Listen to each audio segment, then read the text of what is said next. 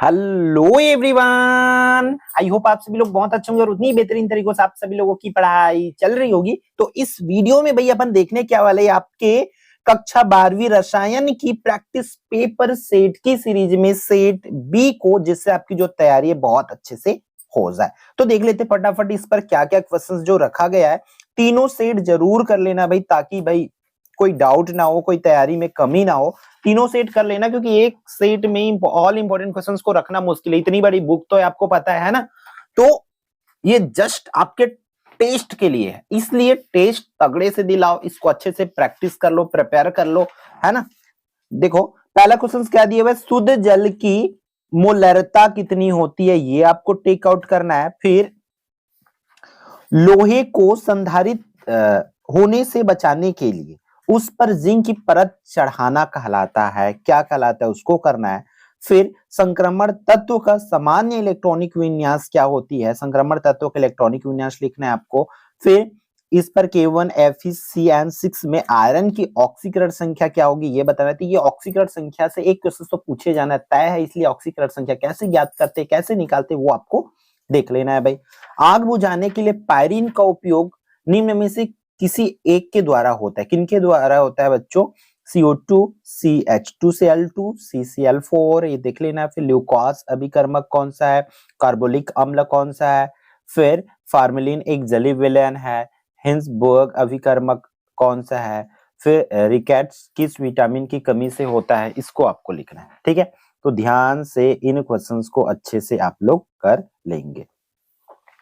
चलो बनाई ठीक होती लघुत्तरी प्रश्न उत्तर आना है, तो भैया इसको भी देखते चलो। आप लोग देहली ऊर्जा को परिभाषित कीजिए। परमाणु क्रमांक 24 दर्शाने वाले तत्व का नाम और प्रतीक बताना है कि किसका भी परमाणु क्रमांक 24 है, उसका नाम और प्रतीक बता दो भाई। अगला जो क्वेश्चन बोल रहा है, सैंडमेयर अभिक्रिया का रासायनिक समीकरण लिखना है। फिर इसका यूपीएससी नाम, तो यूपीएससी नाम की क्वेश्चंस पूछे जा सकते हैं। फिर कॉस्ट स्प्रेड क्या है, इसको करना है।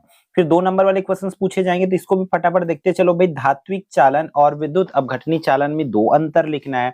शून्य, प्रथम, द्वितीय कोटि के अभिक्रिया के लिए वेग स्थिरांक की इकाई ज्ञात करना है भाई। तीनों में से कोई सा भी पूछे जा सकते हैं, तीनों का तीनों कर लेना। एमिनो अम्ल और प्रोटीन में 2 अंतर लिखना है।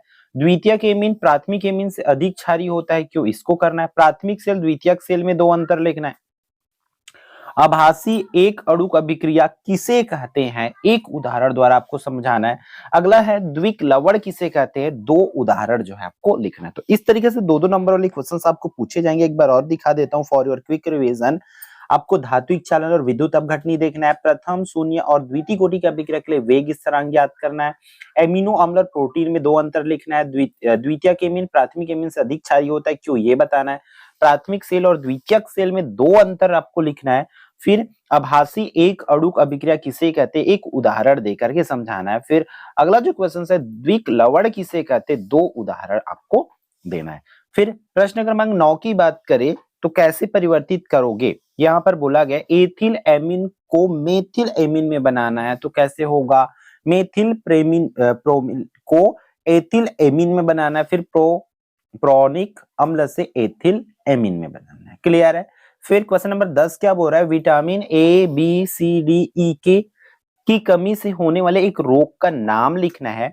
फिर मार्कोनी कफ का नियम क्या है, क्रिया विधि भी आप लोगों को समझाना है। प्रथम या शून्य कोटि की अभिक्रिया किसे कहते हैं, इसके लिए वेग स्थिरांक की व्यंजक जो है आपको ज्ञात करना है, ठीक है। प्रथम और शून्य कोटि की अभिक्रिया मैं तो बोलता हूँ हर किसी के लिए कर लो भाई। फिर यहाँ पर 13 प्रश्न क्रमांक 13 में 3.65 ग्राम हाइड्रोक्लोरिक 500 ग्राम जल में घुलता है, तो विलयन की मोलरता और मोलरता ज्ञात करने वाले क्वेश्चंस देख लेंगे भाई।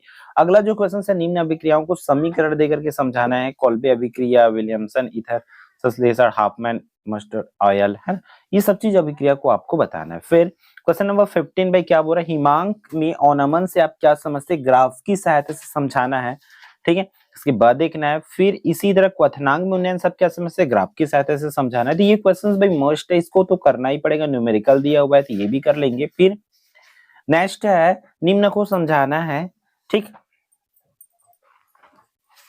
ये सब क्वेश्चंस देखते चलेंगे। इसमें अनुचुंबकीय प्रतिचुंबकीय वाला पोर्शन है। क्वेश्चन नंबर 17 क्या बोल रहा है, एकल इलेक्ट्रोड विभव के लिए नष्ट अभी समीकरण उत्पन्न करना है।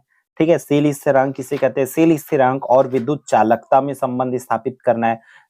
ठीक, ये क्वेश्चन नंबर 18 है, निम्न को समझाइए, केवल रासायनिक समीकरण लिखना है इस पर, है ना। तो ये जितने भी अभी क्रिया है भाई, इस पर पेपर में सेट में दिया हुआ है वो कर लेना। फिर इसके और में ये सब क्वेश्चंस है बच्चों, ठीक है। फिर ये 19 है, जो आपका 18 लिखा हुआ है वो 19 हो जाएगा। पोटेशियम डाइक्रोमेट को अम्लीय माध्यम में आपको करना है, इसको निम्न के साथ अभिक्रिया का समीकरण लिखना है। फिर इसके अथवा में दिया हुआ है ये वाली क्या होता है जब वाला। तो ऐसे ही क्वेश्चंस आपको पूछे जाएंगे, इसलिए ध्यान से तीनों प्रैक्टिस पेपर, मॉडल पेपर, आपके आदर्श नवबोध दोनों का, प्रबोध नवबोध दोनों का मॉडल पेपर ये देखते हुए चलेंगे भाई, ठीक है। तो इस वीडियो में इतना ही, फिर मिलते हैं अगले इंपॉर्टेंट वीडियो में। जय जवाहर, जय छत्तीसगढ़, ऑल द बेस्ट।